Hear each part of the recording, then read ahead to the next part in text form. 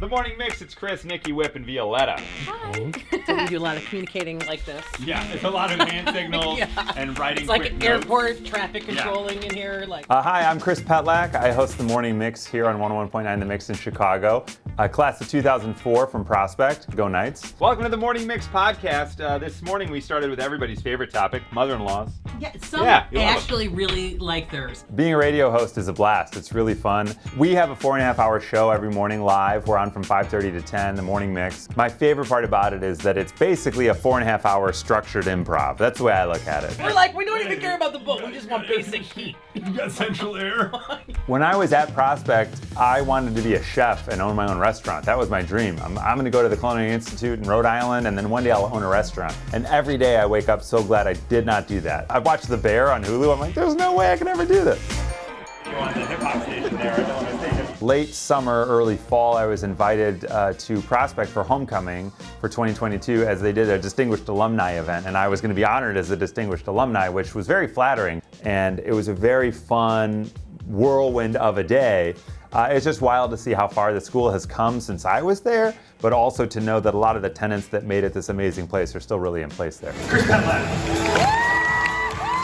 So when I was at Prospect, John Marquette, who used to be the head of the arts department there, and introduced us to this new young guy named Jeremy Morton. Getting to meet Mr. Morton and learn about him and learn from him, and he became a big impact on my life because he was so encouraging and so instrumental in me realizing that maybe this is a thing that I want to pursue for the rest of my life, is entertainment in some way.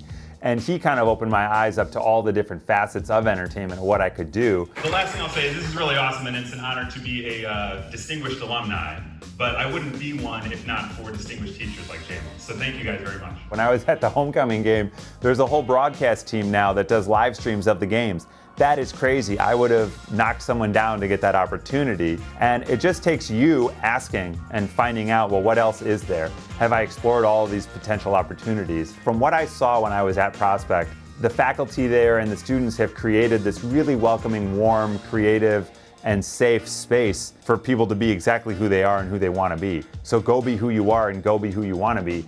If you are at all considering pursuing entertainment, my advice to you would be to try as many elements and as many facets of that world as you can.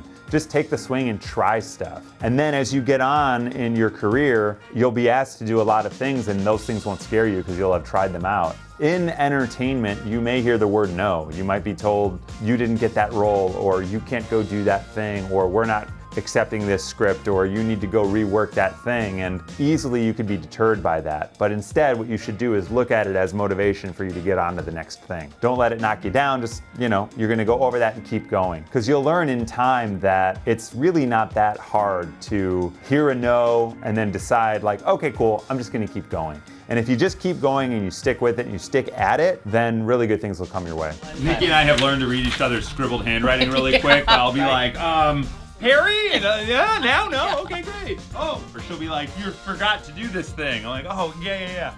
So there's a lot of that happening in here too. One of my favorite things about being on the Morning Mix is working with the team I get to work with. My co-host Nikki is absolutely hilarious, so we just have a blast goofing around all morning, which is kind of crazy to say that that's what we do, but getting to work with the team every day is just such a blast, and I'm so grateful that these are the people I get to come in and do this with every morning.